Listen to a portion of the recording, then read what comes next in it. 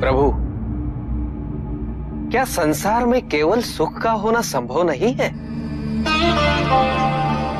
प्रत्येक आत्मा का लक्ष्य केवल सुख की प्राप्ति ही तो है।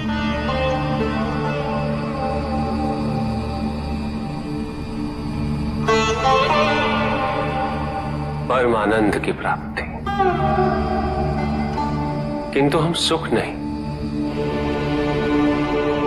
सुख को प्रदान करने वाली वस्तुओं को एकत्रित करना ही जीवन का उद्देश्य मान लेते हैं।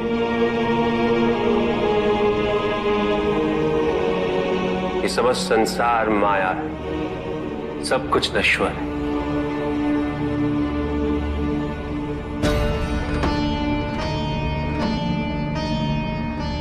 जिन वस्तुओं को हम सुख का स्रोत समझकर एकत्रित कर रहे हैं वो सदैव नहीं रहेंगे।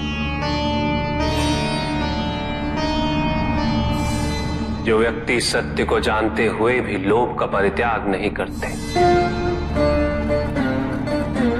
वो सदैव इन्हें खोने के भय में जीते।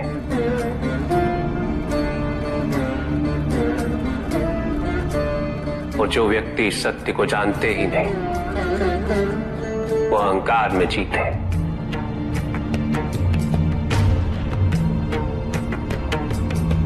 और जहां अहंकार और भय उपस्थित हो,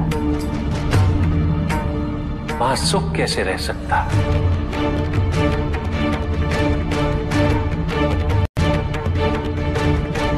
किसी को यह दुख है कि उसके पास कुछ भी नहीं, और जिसके पास सब कुछ, उसे यह दुख है कि पाने को कुछ शेष नहीं। सुख को हम स्वयं अपने दृष्टिकोण से परिभाषित कर देते हैं, जबकि वास्तविकता इससे भिन्न है।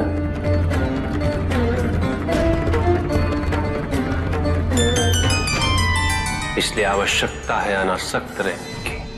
किंतु प्रभु, क्या आसक्ति स्वाभाविक नहीं है? पर दुख का मूल कारण भी तो यही है ऋषि भृगु। आसक्ति हमारे मन की शांति को छीन लेती, उसे भंग कर देती।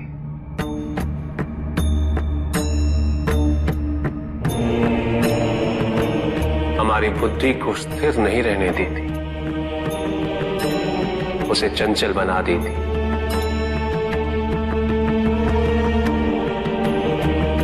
आसक्ति से प्रमाद की उत्पत्ति होती, प्रमाद मद होता है, और मद अहंकार का स्रोत है। और अहंकार पूर्णतः अशुभता में परिवर्तित हो जाता है, अर्थात आसक्ति अशुभता की जननी। इसलिए अनावश्यक है। तो प्रभु, आसक्ति को अनासक्ति में कैसे परिवर्तित किया जा सकता है? और हम आसक्ति से कैसे उबर सकते हैं प्रभु? आसक्ति से मुक्त होना ही अनासक्ति है। आसक्तिहीन होने के लिए अपने और पराये का भेद मिटाना अनिवार्य है।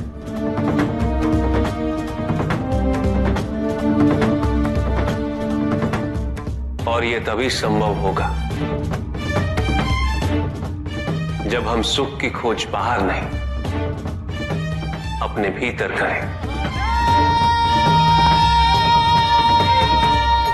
जब हम यथार्थ को पहचानें, उसे स्वीकार करें।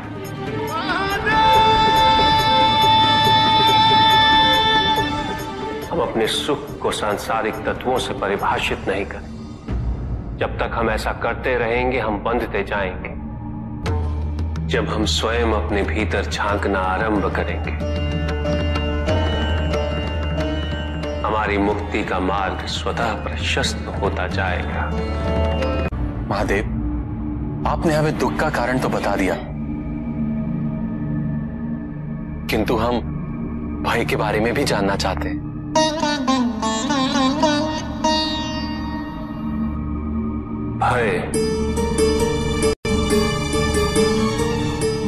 भय का स्रोत है इच्छा।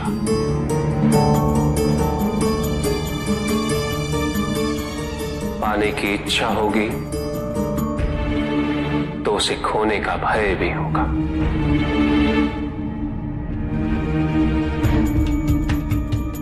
यदि जीवित रहने की इच्छा है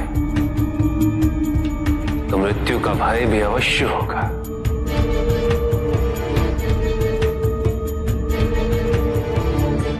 किंतु केवल मनुष्य ही नहीं, देवता, गंधर्व सभी इस भय से ग्रसित हैं।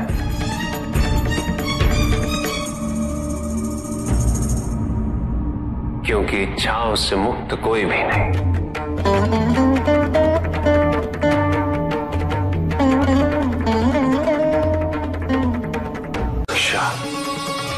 ईर्ष्या, द्वेष और निंदा और षड्यंत्र जैसे पाप भय से ही उत्पन्न होते हैं। और प्रत्येक पाप का प्रायश्चित केवल दुख और कष्ट उठाने से ही संभव होता है।